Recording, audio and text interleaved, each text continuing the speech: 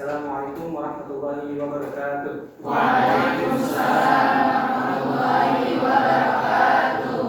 Baik semuanya, saya Muhammad Naufal, izin untuk mempresentasikan judul yang saya ambil, yaitu materi judul fungsi hadis terhadap Al-Quran dalam menanggulangi cross gender berdasarkan Quran Surat Al-Hasyr ayat 7.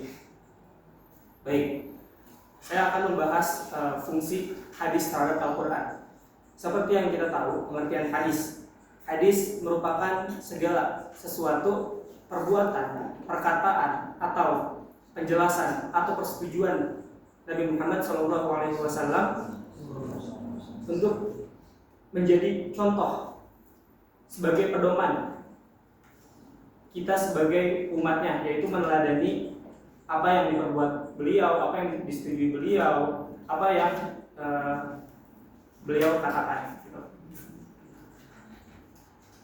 Dalam hadis itu bisa kita tahu bahwasannya kedudukan hadis itu merupakan sumber pedoman kedua umat Islam dalam menjalani kehidupan di dunia.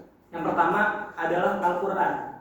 Di sini saya akan menjelaskan fungsi hadis. Fungsi hadis itu yaitu memperjelas, kemudian memerinci petunjuk dari firman Allah Subhanahu wa taala, yaitu Al-Qur'an.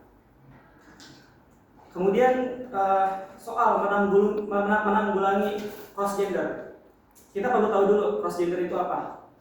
Cross gender adalah penyimpangan seorang individu terhadap fitrah yang sudah diberikan kepada dirinya. Dari Ibnu Abbas radhiyallahu anhu, beliau berkata bahwasanya Rasulullah SAW bersabda, An Abbas radhiyallahu anhu, la'ana Nabi sallallahu alaihi wasallam al-mukhanmina minar rijal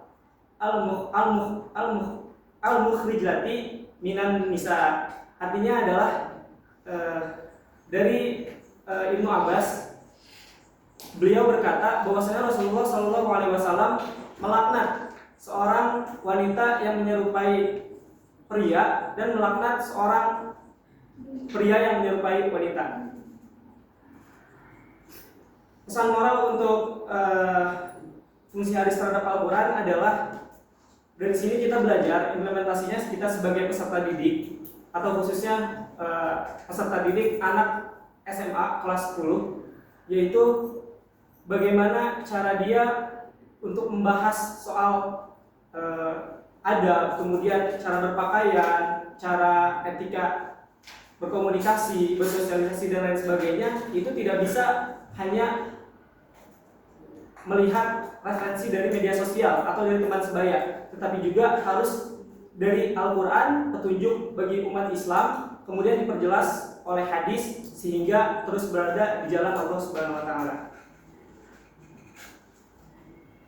Dan pesan moral yang ada di dalam variabel Y, yaitu menanggulangi cross gender, adalah setiap manusia kita itu diciptakan oleh Allah Subhanahu wa taala sesuai dengan fitrah kita. Dengan kita mengikuti sesuai dengan apa yang Allah perintahkan, berarti kita sudah menunjukkan eksistensi diri kita di dunia ini sebagai hamba Allah Subhanahu wa taala, yaitu tidak menyimpang dari ketentuan, dari aturan yang sudah Allah berikan.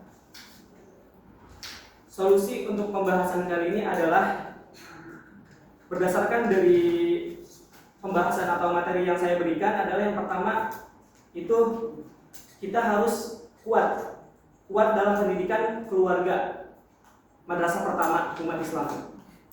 Kita harus bisa rukun dalam berkeluarga. Kita harus sebagai kita calon orang tua gitu, atau kita mungkin sekarang masih sebagai anak, tapi kita harus bisa menganalisa mana yang baik untuk kita, mana yang buruk buat kita gitu.